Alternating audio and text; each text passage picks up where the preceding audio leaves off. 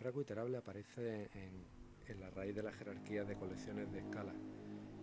Esto significa que todos los demás rangos y todas las demás clases que representan colecciones en escala acaban heredando de él. Por tanto, todas las operaciones, todos los métodos que están definidos en el rango iterable acaban estando disponibles para todas las colecciones de escala, independientemente de cuál sea su tipo. Vamos a ver a continuación algunos ejemplos de los métodos más importantes que proporciona el rango iterable. Los veremos actuando sobre algunas estructuras de datos, como puedan ser listas o arrays, pero recordar siempre, esto es importante, todos esos métodos no solo están disponibles para listas o arrays, sino que están disponibles para cualquier colección. Bueno, supongamos entonces que tenemos, por ejemplo, una lista de enteros, como esta,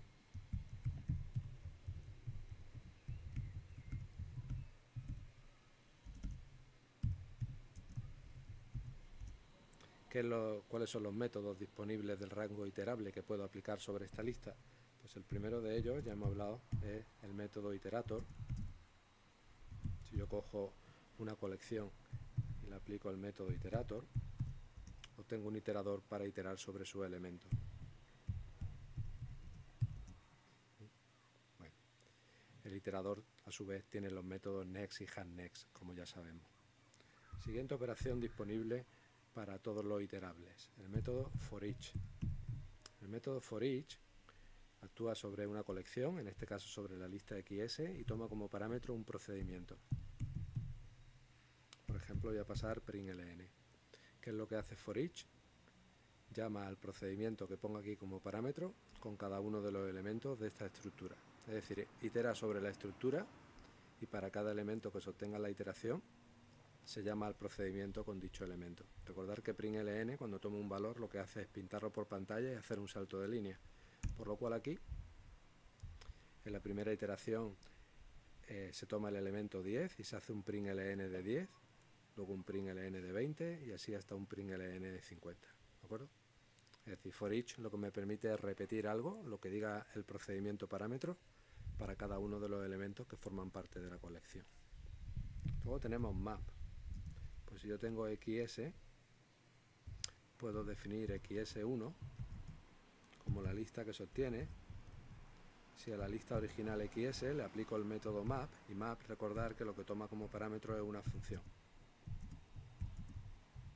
Por ejemplo, en este caso, la función que dado un elemento X devuelve X multiplicado por 10.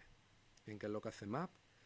Genera una nueva estructura a partir, en este caso, de la estructura XS, pero donde cada elemento de XS se ve multiplicado por 10, que es lo que indica la función. Observar entonces que si la estructura de entrada es una lista, cuando yo hago un map, la estructura de salida que obtengo es una lista también. La estructura de entrada no ha cambiado, sigue teniendo los elementos originales, la lista era inmutable. Map no modifica la estructura sobre la que actúa, sino que genera una nueva lista, que la tengo aquí en XS1, donde los elementos de la lista original, a cada uno de ellos se le ha aplicado la función argumento. Bueno, si aplico un map sobre algo que en vez de ser una lista fuera, por ejemplo, un array, pues supongamos que, por ejemplo, is es este array de enteros,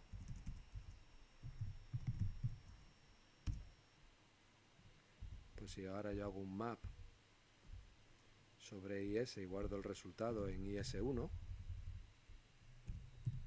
como ahora la colección a la que le estoy aplicando el método map es un array, el resultado va a ser un array, ¿vale? Es decir, un map sobre una lista devuelve una lista, un map sobre un array devuelve un array. Y así en general, el tipo de la estructura resultado será el mismo que el tipo de la estructura que estamos iterando, salvo en algunos casos. Por ejemplo, supongamos que tengo ZS, que es la cadena PP, un string, una cadena de caracteres. Las cadenas de caracteres también son colecciones en escala. Entonces yo puedo decir sea ZS1 lo que obtengo si sobre la cadena ZS hago un map con la siguiente función. La función que va a coger un elemento de la cadena, un carácter, y lo que va a hacer es convertir ese carácter en un entero. como de acuerdo a su código. Recordar que cada carácter tiene un código que lo define. Si a un carácter le aplico el método toInt, lo que obtengo es un entero, que es el código del carácter. Si eso lo hago con un map, estoy convirtiendo en un carácter cada una de las letras de la cadena ZS. Bien, observar el resultado. Este sería el código de la P mayúscula, el código de la E minúscula, el código de la P minúscula y de nuevo el código de la E minúscula. Pero estos elementos de la colección resultado ya no son caracteres y por tanto el resultado no puede ser un string. En este caso, aunque la estructura que estoy mapeando es un string, el resultado no es un string porque no tendría sentido. Los strings solo contienen caracteres y aquí necesito una estructura que contenga enteros. Map en este caso se encarga de devolver una estructura con el tipo adecuado. La estructura ArraySec es una especie de array inmutable que guardaría estos 4 números. Bueno, podemos convertir una estructura en otra. Por ejemplo, recordar que XS era una lista. Pues yo puedo decir que, por ejemplo, IS2 va a ser XS convertido a un array. El método toArray se aplica a una colección y devuelve otra colección con los mismos elementos que esta, pero cuyo tipo, la colección resultado, es array. ¿Vale? XS es una lista, pero IS2 es un array que tiene los mismos elementos que esa lista. Y igual que puedo convertir un array en una lista, una lista en un array, en este caso, pues podría convertir IS, recordar que era un array, en una lista. IS toList me devolvería una lista que tiene los mismos elementos que el array IS. Este tipo de operaciones son muy potentes, me permiten pasar de una colección a otra, pero hay que tener cuidado y no hay que abusar de ellas porque tienen un coste computacional alto. Pues, por ejemplo, para convertir una lista en un array, pues tengo que crear un array nuevo y tengo que copiar cada uno de los elementos de la lista original en el array, y eso lleva bastante tiempo. Si tengo n elementos en la estructura original, necesito copiar n elementos, por lo cual la complejidad es al menos de tipo O de n. Y por ese motivo pues no hay que abusar de este tipo de operaciones que permiten convertir una estructura en otra. Lo suyo es que cuando escribamos un programa, desde el principio pensemos bien cuál es la estructura que necesitamos y que utilicemos esa estructura a lo largo de todo el programa. Tenemos métodos para ver si una estructura está vacía o no. Una estructura está vacía si tiene 0 elementos, pues obviamente XS, que es esta lista, no está vacía y por eso XS isEmpty es falso. O tenemos el método también nonEmpty, que me permite comprobar si una estructura está no vacía. NonEmpty devuelve true si la estructura tiene uno o más elementos. Por ejemplo, XS noEmpty es verdadero en este caso. También tenemos el método size, que me devuelve un entero indicándome exactamente cuántos elementos hay en la estructura. Por ejemplo, XS contiene ahora mismo 5 elementos. Tenemos el método head, que me devuelve el primer elemento de la estructura. Para XS su primer elemento sería 10. Y tenemos el método last, que me devuelve el último elemento de una estructura. En este caso sería 50. Tenemos el método tail, que dada una estructura me devuelve otra con un elemento menos. ¿Cuál? Se quita el primero, la cola, ¿vale? Si a la lista XS le quito el primer elemento, que era 10, me queda esta otra lista, 20, 30, 40 y 50. Y tenemos init, que da una estructura, devuelve otra estructura con un elemento menos, pero en este caso quitando el último. Si a la lista XS, que tenía los números desde 10 a 50, le quito el último, me queda la lista que va desde 10 hasta 40. Hemos quitado el 50. Tenemos take, que toma un entero como parámetro. En este caso tomaríamos los 3 primeros elementos de la estructura XS, el 10, el 20 y el 30. Y tenemos drop, que devuelve una estructura como XS, pero en la cual se habrían quitado, en este caso, los 3 primeros elementos. Hemos quitado el 10, el 20 y el 30. El resultado es una lista que contiene el 40 y el 50. Recordar que todos estos métodos no cambian el objeto receptor, devuelven una nueva estructura con el resultado, pero el objeto receptor sigue teniendo sus 5 elementos. Tenemos filter, que coge un predicado. ¿Qué es un predicado? Una función que, dado un elemento de la estructura, devuelve verdadero o falso. Por ejemplo, aquí el predicado sería la función que, dado x, comprueba si x es estrictamente mayor que 20. Bien. Cuando yo llamo filter con un predicado, lo que obtengo es una estructura donde están los elementos de la estructura original, xs en este caso, pero solo aquellos para los cuales el predicado es verdadero. Es decir, en este caso me he quedado con aquellos x que son estrictamente mayores a 20, el 30, el 40 y el 50. Y filter not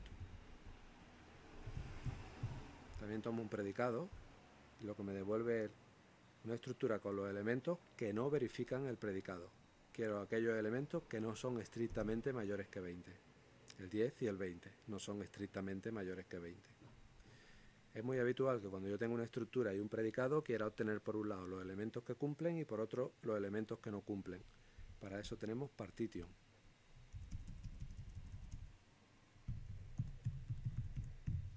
Pasamos como argumento de nuevo el predicado. ¿Y que devuelve? Devuelve una tupla con dos estructuras. En la primera parte está la estructura con los elementos que verifican el predicado, los elementos estrictamente mayores a 10. Y en la segunda parte está otra estructura con los elementos que no verifican el predicado, aquellos que no son estrictamente mayores que 20. Es decir, lo que estoy haciendo realmente es particionar la estructura XS en dos subestructuras, una con los elementos que cumplen algo y otra con los elementos que no lo cumplen. En matemáticas también utilizáis este término cuando tenéis un conjunto y lo dividís en dos subconjuntos de acuerdo a cierta condición, decir que estáis haciendo una partición. Pues aquí en Scala tenemos el método partition. Bien. El método for all. Pues el método for all coge un predicado y devuelve true solo si todos los elementos de la estructura verifican el predicado. En este caso el predicado es ser estrictamente mayor que 20. Está claro que no todos los elementos de XS son estrictamente mayores que 20. Pero por ejemplo, si pregunto esto, es cierto que todos los elementos de XS son estrictamente mayores que 0. ¿Vale? Es realmente el para todo de matemáticas. Y luego tenemos el exist.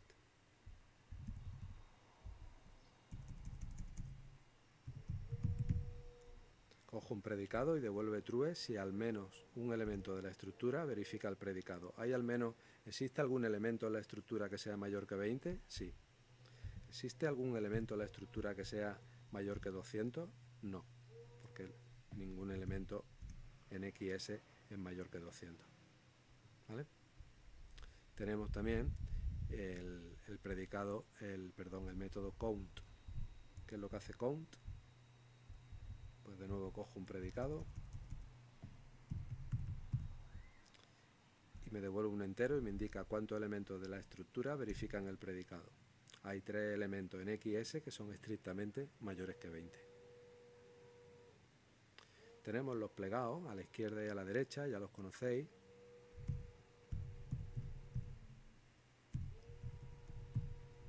El plegado coge 2 argumentos, el valor inicial y una función de 2 argumentos, pues por ejemplo esta.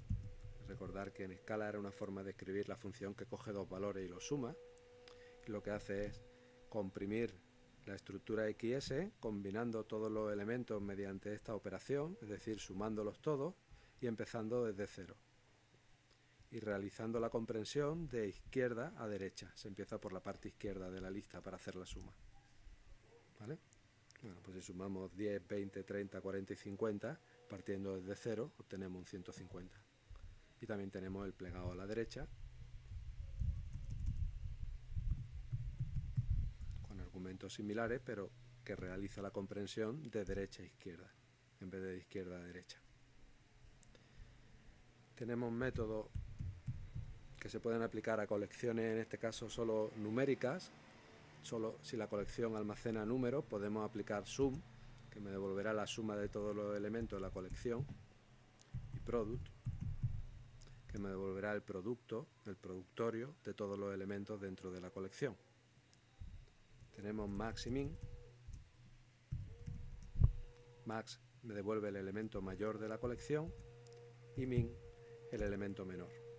Estas dos operaciones solo funcionarán si los elementos de la colección tienen definida una relación de orden. Y por último, pues tenemos la operación zip. Recordar que teníamos, por ejemplo, XS, XS1, eran estas dos listas, pues XS.zip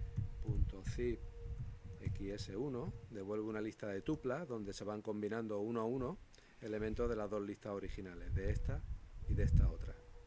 Bueno, aquí lo estoy haciendo con listas, pero en general, como es un método del rasgo iterable, esto y esto podrían ser cualquiera colecciones, podrían ser, por ejemplo, dos arrays. Entonces, pues, en este caso, la primera tupla tiene el elemento 10 y el 100, la segunda tupla tiene el elemento 20 y el 200, la última tupla tiene el elemento 50 y 500. ¿Vale? Si alguna de las dos estructuras fuera más corta, pues tendríamos tantas tuplas como la estructura más corta, y los elementos sobrantes de la otra no acabarían en ninguna parte del resultado, se perderían. Y también puedo hacer un zip with index, que lo que hace es actúa sobre un único argumento, sobre el objeto receptor, y empareja cada elemento de esa estructura con su índice. Por ejemplo, el 10 está en el índice 0, el 20 en el índice 1, así hasta el 50 que está en el índice 4. ¿Vale? Empareja cada elemento de una estructura de datos con su posición o índice. Y estos son los métodos así más importantes para el rasgo iterable. Hay todavía más. Podéis consultar la documentación de Scala que se encuentra online, la API de Scala, y buscáis el rasgo iterable y veréis que aparecen todos estos métodos y otros tantos. La idea no es que memoricéis todos estos métodos, sino que sepáis consultar la documentación, leerla y entenderlos para cuando haga falta, y que los métodos más importantes os vayan sonando de usarlos a la hora de resolver ejercicios, y de esa forma pues acabéis conociéndolo sin tener que consultar la documentación cuando lo necesitéis.